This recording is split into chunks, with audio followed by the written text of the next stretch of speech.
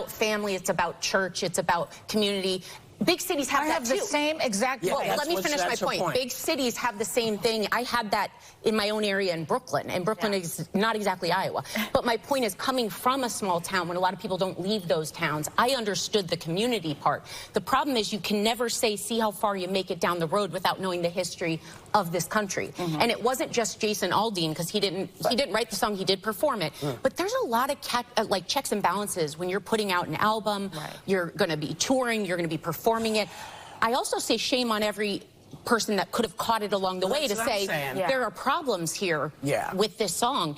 And maybe the biggest thing he should do right now is listen. When you want empathy, like even Gretchen, the governor said, you know, well, people need to just listen. They're coming after him. If you want people to empathize with your side, or your take or your interpretation, you need to stop, and he should open his ears, because maybe he doesn't consciously realize why a lot of people are not okay with this song, and he should really listen to that. I'm actually not going to give him the benefit of the doubt, and I'm pleased that you are, and I'm pleased that you are. You do agree that he should be allowed to say whatever he wants. Because as a lawyer, when I put my legal hat on, I don't believe in censorship. However, this man is from Macon, Georgia.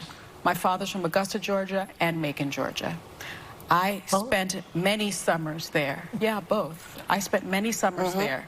It is one of the most racist places in this country.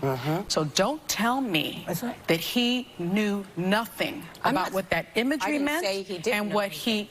So I don't give him the benefit. But I'm saying, along with him, more people should also be held accountable. The other thing is that what was evoked for me, which was, you know, you're not going to get out of this town, are those sundown don't let the sun areas go down on your ass. Because there were times when black people, my mother's in the audience today, thank you for coming.